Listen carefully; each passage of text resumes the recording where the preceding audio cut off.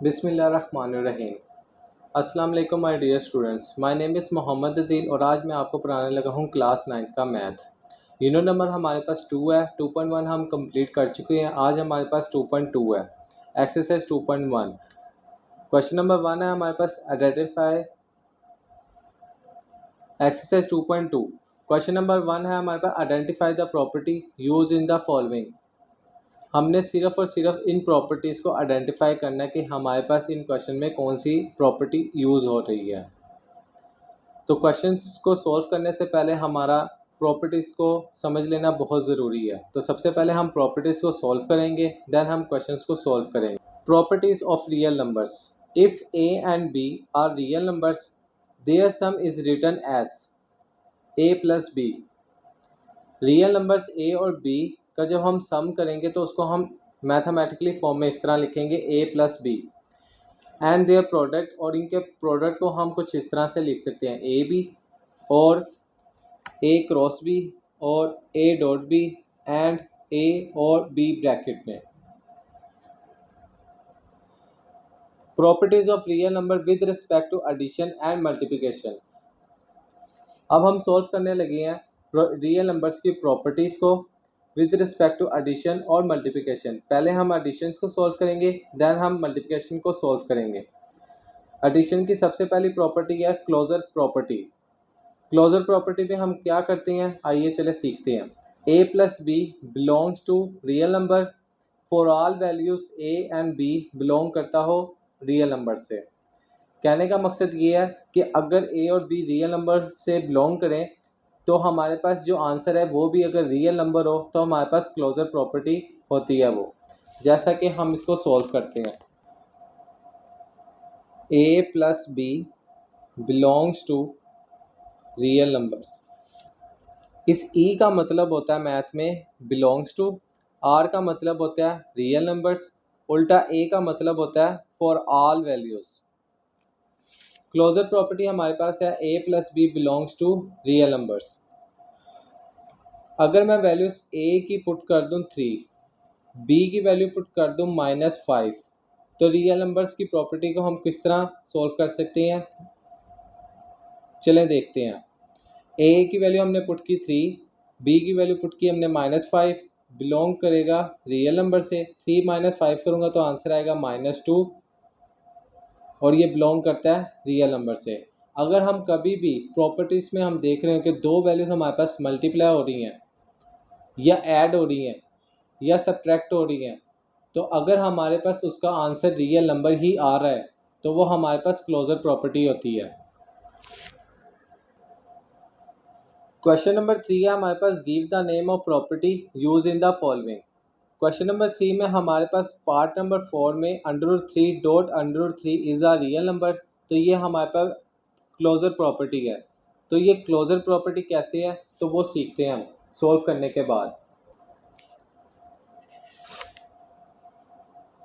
√3 dot √3 multiply करेंगे तो answer आएगा हमारे पास √3 होल का स्क्वायर। स्क्वायर अंडर से कैंसिल हो जाएगा, आंसर आ जाएगा हमारे पास 3। तो 3 इज अ रियल नंबर। तो ये प्रॉपर्टी हमारे पास हो गई है क्लोजर प्रॉपर्टी।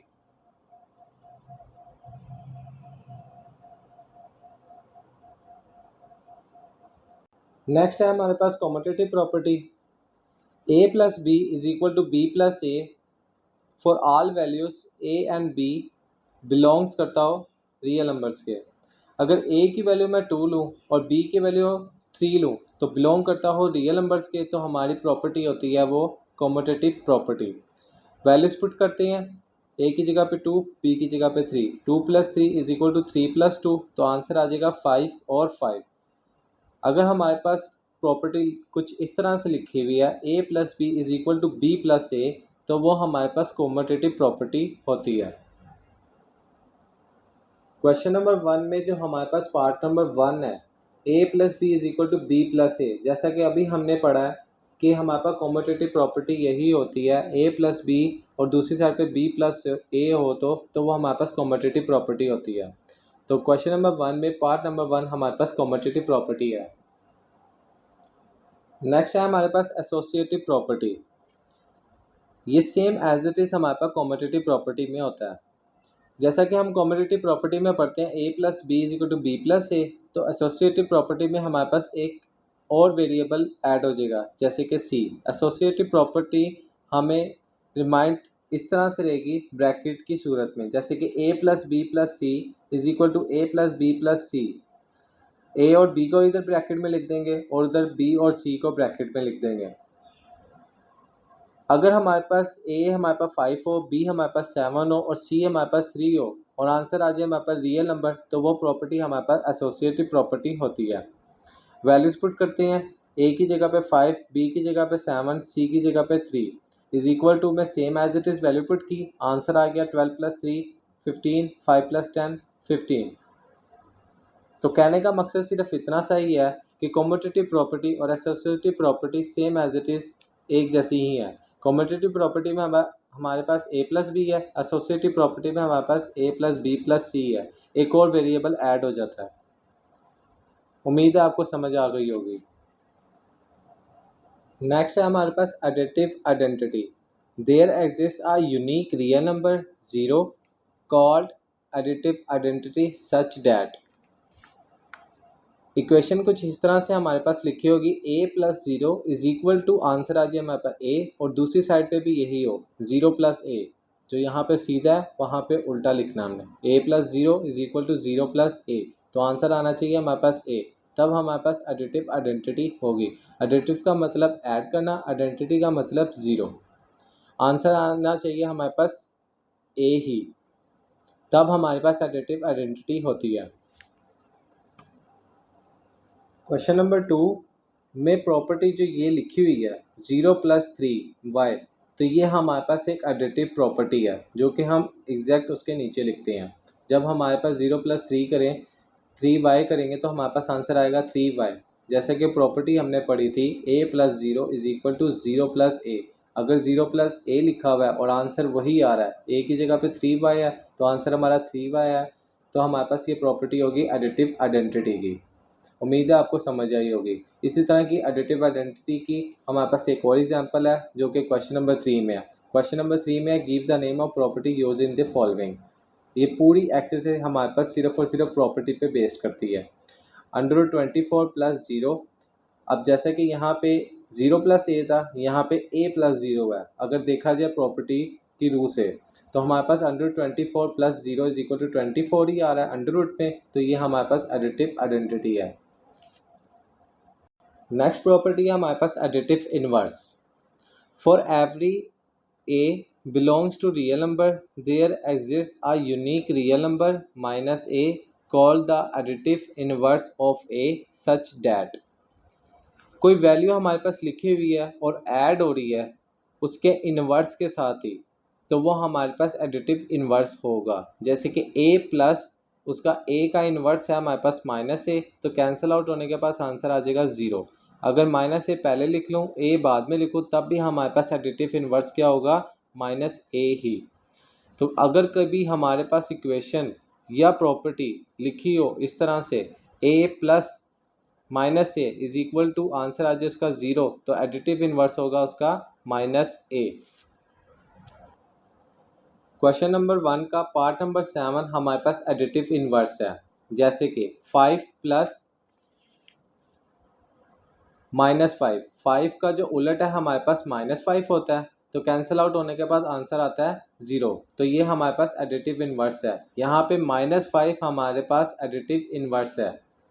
क्वेश्चन नंबर 2 का जो ये पार्ट है 3x माइनस एक्स, 3x का आगे हमारे पास -3x पड़ा हुआ है, तो ये हमारे पास एक एडिटिव इनवर्स है।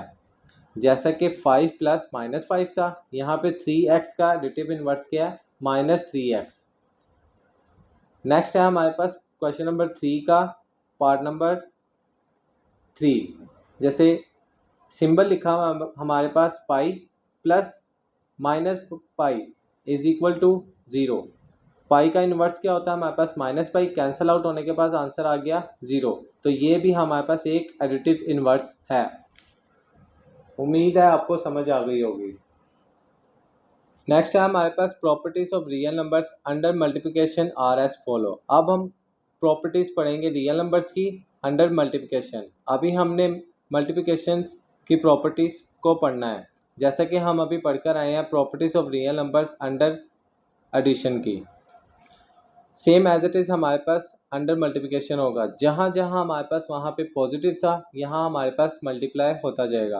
क्लोजर प्रॉपर्टी ए और बी, उधर हमारे पास ए प्लस बी था, यहाँ पे a multiply b belongs to real number for all values a and b belongs to real numbers. Values हम पुट करते हैं, अगर हमारे पास ए की वैल्यू -3 हो, बी की वैल्यू 5 हो, बिलोंग करे रियल नंबर से। -3 को 5 से मल्टीप्लाई किया, आंसर आया -15, तो ये ही बिलोंग करता है रियल नंबर से। -15 हमारे पास एक रियल नंबर है। तो जब हमारे पास दो वैल्यूज मल्टीप्लाई हो रही हो और आंसर उनका रियल नंबर आए तो वो हमारे पास क्लोजर प्रॉपर्टी होती है। नेक्स्ट प्रॉपर्टी है हमारे पास कम्यूटेटिव प्रॉपर्टी। लास्ट वाली एडिशन में हमने a plus b is equal to B plus a पढ़ा था। कम्यूटेटिव प्रॉपर्टी अंडर मल्टीप्लिकेशन में प्लस का साइन हट के मल्टीप्लाई का साइन आ जाएगा, जैसे कि a b is equal to b a for all values A B belongs to real numbers. अगर मैं वैल्यूज पुट करता हूँ 1/3 एंड 3/2, ए की वैल्यू 1/3, बी की वैल्यू 3/2 और वो बिलोंग करे रियल नंबर से। जैसे कि हम जानते हैं 1/3 और 3/2 एक रियल नंबर है। वैल्यूज पुट की हमने, 3 से कैंसिल हो गया, आंसर आया 1/2। 3 यहाँ और यहाँ से भी कैंसिल हो गया, आंसर आ गया 1/2। तो जब हमारा सेम आंसर आ जाए और वो हमारा आंसर एक रियल नंबर हो तो वो हमारे पास कम्यूटेटिव प्रॉपर्टी होती है अंडर मल्टीप्लिकेशन। उम्मीद है आपको समझ आ गई होगी। क्वेश्चन नंबर 1 में हमारे पास part number 5 commutative property with respect to multiplication है। जैसा कि हमें अभी पढ़ा है कि a b is equal to b a हो, तो वो हमारे पास commutative with respect to multiplication होता है। यहाँ पे हमारे पास वैल्यूज़ नहीं है, सिर्फ और सिर्फ सिंबल्स है। जैसे कि अभी हम कम्यूटेटिव प्रॉपर्टी पढ़ कर आए हैं, वही कम्यूटेटिव प्रॉपर्टी आगे लिखी हुई है, a b is equal to b a. लिखने का तरीका कुछ इस तरह से होगा, commutative property with respect to multiplication. Next है हमारे पास associative property. A b multiply करे सी से और ए मल्टीप्लाई करे बी से। अगर हमारे पास वैल्यूज हो 2 3 5, ए की वैल्यू 2, बी की वैल्यू 3 और सी की वैल्यू 5 बिलोंग्स करें वो हमारे पास रियल नंबर से। जैसे कि हम जानते हैं रियल नंबर्स ही हैं 2 3 5। वैल्यूज पुट कर देते हैं हम, ए की जगह पे 2, बी की जगह पे 3, सी की जगह पे 5 एज इट इज़ दूसरी साइड पे भी। तो 2 3 the 6 and 5 as it is, 6 5 the 30, 2 as it is, 3 5 the 15, 15 को 2 से मल्टीप्लाई करेंगे तो 30।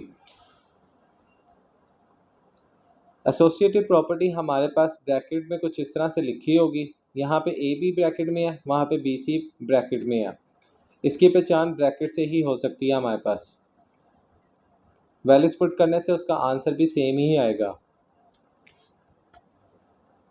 जैसा कि क्वेश्चन नंबर 1 के पार्ट नंबर 2 में सेम एज इट इज़ अभी जो हमने प्रॉपर्टी पढ़ी है वैसे ही लिखी हुई है, ए बी ब्रैकेट में multiply c is equal to a और ब्रैकेट में बी सी। तो ये भी हमारे पास एसोसिएटिव प्रॉपर्टी है विद रिस्पेक्ट टू मल्टीप्लिकेशन। उम्मीद है आपको associative property with respect to multiplication समझ आ गया होगा। नेक्स्ट है हमारे पास multiplicative identity. There exists a unique real number 1 call the multiplicative identity. अगर हमारे पास किसी भी नंबर का मल्टीप्लाई हो रहा हो 1 से तो वो हमारे पास मल्टीप्लिकेटिव आइडेंटिटी होता है। जैसे कि a.1 is equal to answer आएगा हमारे पास a ही, और 1.a आंसर आएगा तब भी a ही। For all values a belongs to real numbers. अगर इस 1 की जगह पे हम 1 ही रहने दें और a की जगह पे हम कोई भी एक नंबर लिख लें तो हमारे पास वही नंबर आएगा, और 1 को एज इट इज़ इधर ही लिखा रहने दें और a की जगह पे हम कोई और नंबर ले लें तब भी हमारे पास a ही आएगा। जैसा कि हम आगे एक एग्जांपल की मदद से सॉल्व करते हैं ताकि आपको मल्टीप्लिकेटिव आइडेंटिटी समझ आ जाए। Question number 1 part number 3, 7 multiply by 1 is equal to 7। कोई भी रियल नंबर्स मल्टीप्लाई हो हमारे पास एक यूनिक नंबर से तब वो हमारे पास एक मल्टीप्लिकेटिव आइडेंटिटी होगी। जैसा कि अभी हम सीख कर आए, a मल्टीप्लाई हो 1 से तो आंसर है a ही, तो ए हमारे पास इधर 7 है, 7 मल्टीप्लाई हो रहा है 1 से, तो आंसर आ रहा है हमारे पास 7। तो ये एक मल्टीप्लिकेटिव आइडेंटिटी है। नेक्स्ट है हमारे पास multiplicative inverse. For every non zero real numbers there exists a unique real numbers a inverse और 1/a called multiplicative inverse of a such that. A inverse को हम इस तरह भी लिख सकते हैं और 1/a की सूरत में भी लिख सकते हैं। सॉल्व करने का तरीका का कुछ इस तरह से है। A multiply by A inverse को हम लिख सकते हैं 1/a। ए कैंसिल होगा, आंसर आ जाएगा 1। ए इनवर्स पहले लिखा, ए बाद में, तब भी हमारे पास ए कैंसिल होने के बाद आंसर आ जाएगा 1 ही। अगर मैं वैल्यूज ए की जगह पे 5 लिखूं तो कुछ इस तरह से लिखा जाएगा 5 multiply by 1/5 is equal to 1। तो 5 से कैंसिल हुआ, आंसर आ गया 1। अब 1/5 को पहले लिखेंगे, 5 बाद में लिखेंगे, तो 5 कैंसिल हुआ, आंसर आ गया 1। तो 5 and 1/5 are multiplicative inverse of each other.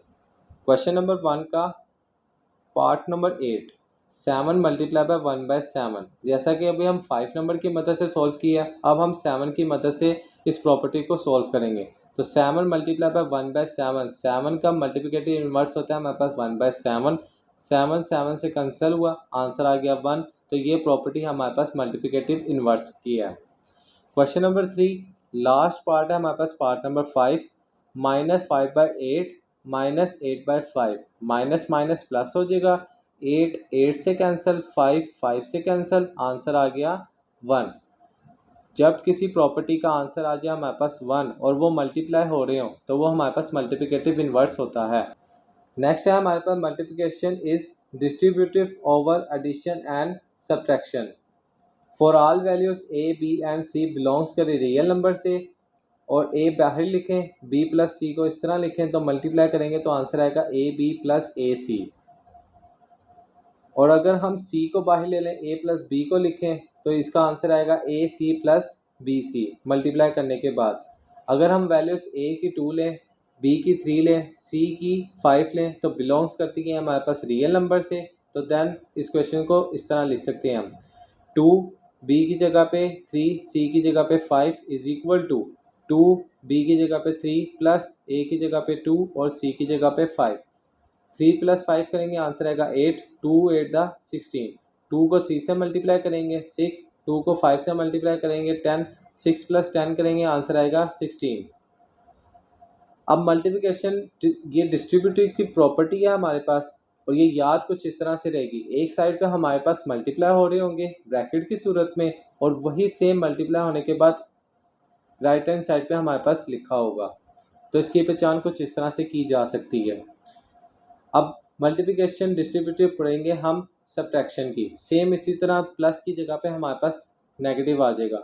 For all values of A B C belongs करे रियल नंबर से, सेम एज इट इज हम वैल्यू ले लेते हैं और इस वैल्यूज को हम कुछ इस तरह से पुट करते हैं। ए की जगह पे 2, बी की जगह पे 5, सी की जगह पे 3 इज इक्वल में 2 एज इट इज ए की जगह पे, बी की जगह पे 5, माइनस का साइन, ए की जगह पे 2 और सी की जगह पे 3।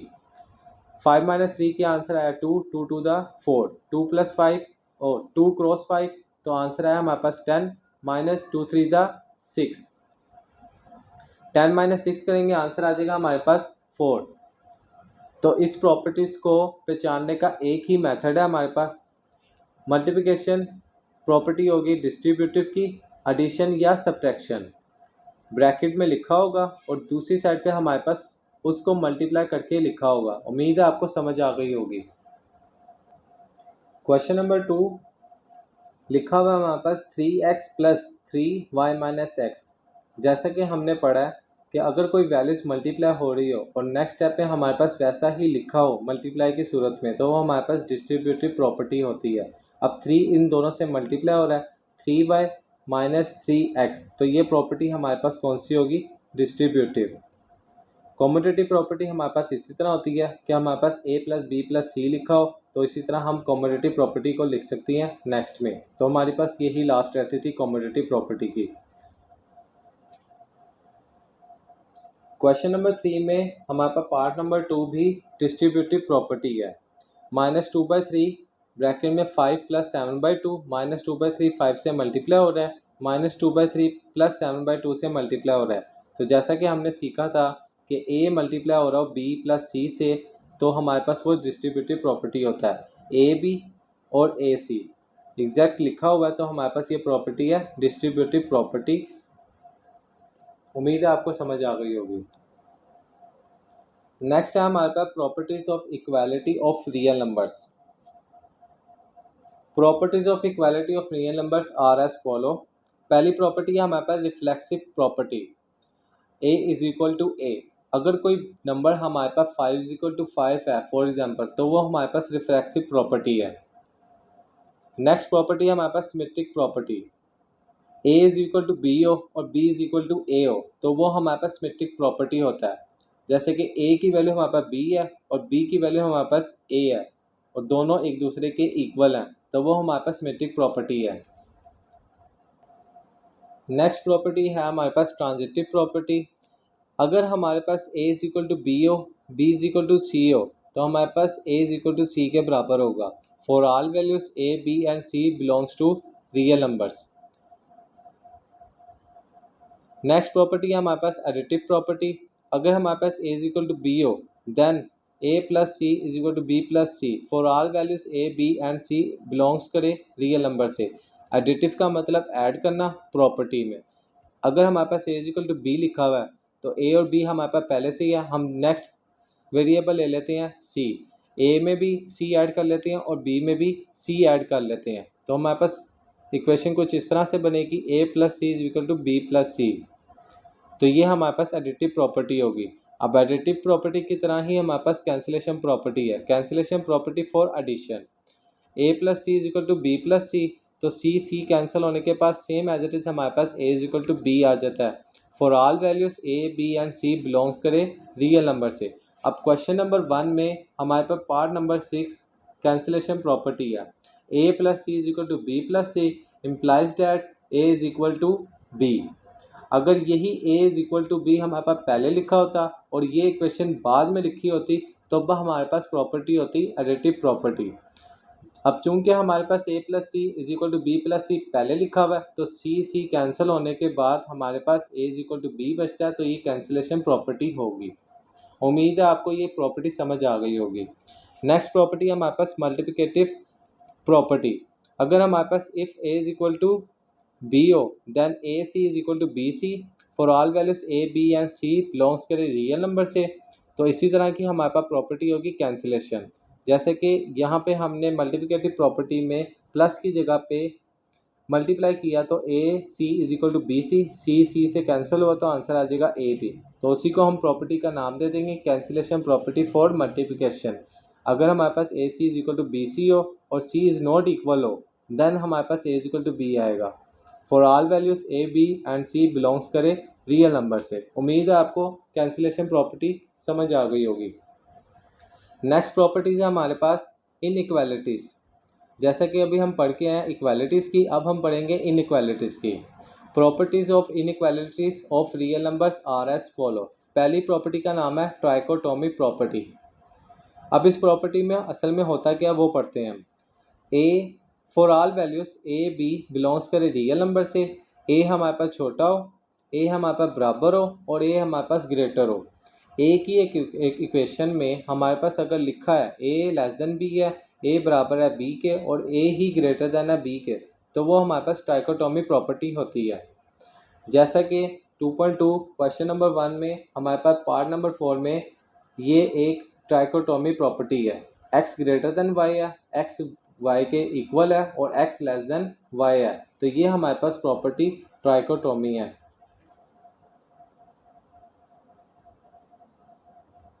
उम्मीद है आपको ट्राइकोटोमी प्रॉपर्टी समझ आ गई होगी। नेक्स्ट है हमारे पास transitive property. For all values A B and C belongs करे रियल नंबर्स में। कंडीशन है इसकी दो, ए और B. Condition number A less than B हो तो बी लेस देन सी होगा, इम्प्लाइज करेंगे जैसे ही ए लेस देन सी। जैसा कि हमने ट्रांजिटिव प्रॉपर्टी पढ़ी थी इक्वालिटी की, अगर ए बराबर हो बी के, बी बराबर हो सी के, तो बराबर होगा ए भी सी के इक्वल। इसी तरह इनइक्वालिटीज़ में भी है, ए अगर लेस देन बी है और B लेस देन C है तो A लेस देन होगा C से। कंडीशन नंबर 2, अगर A ग्रेटर देन B है, B ग्रेटर देन C होगा तो हमारे पास A ग्रेटर देन C होगा। उम्मीद है आपको ट्रांजिटिव प्रॉपर्टी समझ आ गई होगी। नेक्स्ट है हमारे पास additive property, A B C belongs to real number for all values. Condition number A और condition number B। Condition number A को पढ़ते हैं हम। A अगर लेस देन B है तो implies that A plus C less than B plus C के। Additive property जैसे हम इक्वालिटी में पढ़ के हैं, अगर A is equal to B हो तो A plus C is equal to B plus C, तो वो हमारे पास C कैंसिल हो जाता है। अब यहाँ पे ये इक्वल था तो यहाँ पे हमारे पास इनइक्वालिटीज़ पढ़ रहे हैं तो हमारे पास यहाँ पे लेस देन आ गया। A लेस देन B तो A plus C B plus C less then. इसी तरह अगर हम इसको C को पहले लिख लें A को बाद में लिख लें तो कोई फ़र्क नहीं पड़ता। इसी तरह हमने यहाँ पे लिखा हुआ है A लेस देन B है, A C plus A less then C plus B।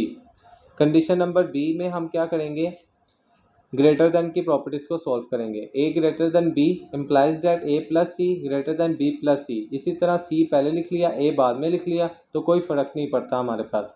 इसी तरह एडिटिव प्रॉपर्टी कंप्लीट हुई। नेक्स्ट है हमारे पास multiplicative property. Multiplicative property for all values A B and C belongs करे रियल नंबर से and C is greater than 0 तो हमारे पास A ग्रेटर देन B होगा। जिस तरह के अभी हम मल्टीप्लिकेटिव में पढ़ कर आए हैं, इक्वालिटीज़ में AC is equal to BC है, इस इक्वालिटी के साइन को हटा के इन इक्वालिटी में कन्वर्ट कर देते हैं। तो पहले हम ग्रेटर देन लिख लेते हैं, C को पहले लिख लेते हैं, A को बाद में लिख लेते हैं, तो ये हमारे पास मल्टीप्लिकेटिव प्रॉपर्टी हो जाएगी कंडीशन नंबर 1 में। इसी तरह ये यहाँ पे ग्रेटर देन है, वहाँ पे लेस देन हो जाएगा। A less than B, AC less than BC।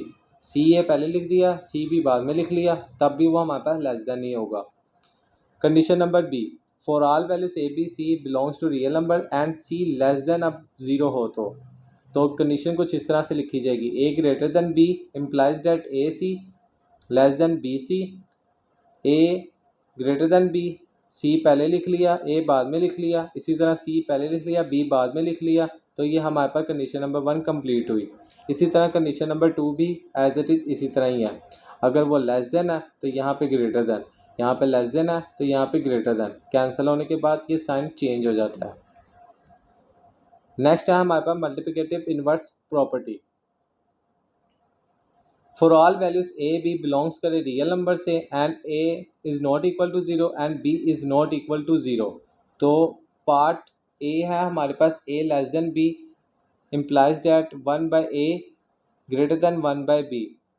जब हम इस B को 1 से मल्टीप्लाई करेंगे और इस A को 1 से मल्टीप्लाई करेंगे तो आंसर आएगा हमारे पास B लेस देन A। जैसे कि हम यहाँ पे पढ़े हैं A लेस देन B है, और अगर मल्टीप्लाई करते हैं तो हमारे पास B ग्रेटर देन A आएगा, और अगर इसको दूसरी तरह से पढ़ें तो ये भी हमारे पास B ग्रेटर देन A ही है। तो इसको हम इस तरह भी लिख सकते हैं और इस तरह भी लिख सकते हैं। पार्ट नंबर B में हमारे पास क्या है, A ग्रेटर देन B है, तो इसको हम इस तरह भी लिख सकते हैं 1 by A less then 1 by B। अगर हम इसको लेस देन इस तरह लिख रहे हैं तो ग्रेटर देन में इस तरह लिखेंगे। इसी तरह ग्रेटर देन में अगर इस तरह लिखा हुआ है तो लेस देन में हम इसको इस तरह लिखेंगे, क्योंकि ये मल्टीप्लिकेटिव इनवर्स है, इसका उलट ही लिखा जाएगा उसके इक्वल की साइड में। अब यहाँ पे इक्वल नहीं है तो यह हमारे पास क्या है, इनइक्वालिटी का साइन। उम्मीद है आपको ये प्रॉपर्टी समझ आ गई होगी। एक्सरसाइज 2.2 की हमारे पास एक ही प्रॉपर्टी रह गई थी, मल्टीप्लिकेटिव प्रॉपर्टी, बाकी हमने सारी सॉल्व कर ली हैं। क्वेश्चन नंबर 1 लास्ट पार्ट है हमारे पास, A greater than B implies that AC greater than BC। तो ये हमारे पास मल्टीप्लिकेटिव प्रॉपर्टी है जैसा कि अभी हम पढ़ कर आए हैं। उम्मीद है आपको 2.2 की सारी प्रॉपर्टीज समझ आ गई होंगी, कंसेप्ट क्लियर हो गए होंगे। अगर आपका कोई भी कंसेप्ट क्लियर नहीं हुआ तो कमेंट सेक्शन में कमेंट करें ताकि मैं आने वाली वीडियो में आपका कंसेप्ट क्लियर कर सकूं। हमारे चैनल को लाइक करें, सब्सक्राइब करें, बेल आइकन को ऑन करें ताकि आने वाली हर वीडियो आप तक पहले पहुंच सके। शुक्रिया।